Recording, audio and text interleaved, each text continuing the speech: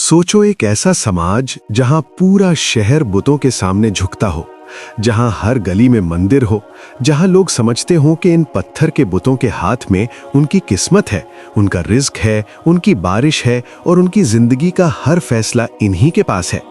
और फिर उसी समाज में एक दिन एक नौजवान उठकर कह दे कि ये सब झूठ है।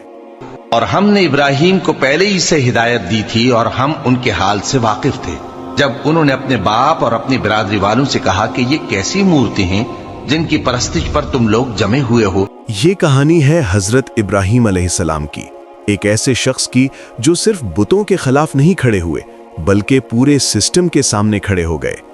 उस वक्त दुनिया का एक बड़ा शहर था जिसे तारीख में बाबिल यानी बेबीलोन कहा जाता है। यहाँ का निजाम सिर्फ सियासी नहीं बल्कि मजहबी भी था। मंदिरों का अपना असर था, पुजारियों की अपनी ताकत थी और हुक्मरानों की अपनी हुकूमत। इस सिस्टम के सर पर एक ताकतवर बादशाह था जिसे तारीख नमरूद के नाम से जानती है। लोगों को बचपन से सिखाया जाता था कि बुत सिर्फ पत्थर नहीं बल्कि उनमें कुदरत है।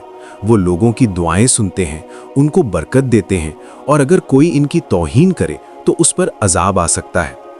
इसी माहौल में एक बच्चा पैदा होता है जो बाकी सब लोगों से मुख्तलिफ सोच रखता है। ये बच्चा बड़ा होते होते एक अजीब सवाल करना शुरू करता है। वो सोचता है कि क्या वाकई ये बुत कुछ कर सकते हैं? क्या इंसान के हाथ से बनाए हुए पत्थर इंसान की तकदीर लिख सकते हैं? एक दिन जब शहर के लोग एक बड़े त्योहार के लिए बाहर चले गए तो मंदिर खाली रह गया। तब हजरत इब्राहिम अलैहिस्सलाम मंदिर के अंदर गए और एक एक करके तमाम छोटे बुत तोड़ दिए। सिर्फ एक बड़ा बुत छोड़ दिया और कुल्हाड़ी उसके गले में लटका दी। जब लोग वापस आए तो मंदिर का मंजर देखकर हैरान रह गए और पूरे शहर में हंगामा मच गया। लोगों ने पूछा कि हमारे माबूदों के साथ ये किसने किया? तब हजरत इब्राहिम अलैहिस्सलाम ने कहा, शायद ये काम इस बड़े बुत ने किया हो। अगर ये बोल सकते हैं तो इनसे पूछ लो। ये बात सुनकर लोग चंद लम्हों के लिए खामोश हो गए और उन्होंने महसूस किया कि ये बुत तो बोल भी नहीं सकते।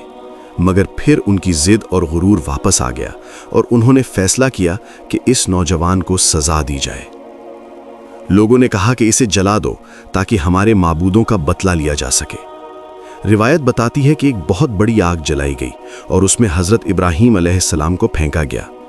मगर उस वक्त अल्लाह ने हुक्म दिया, ए आग, इब्राहिम पर ठंडी और सलामती वाली हो जा।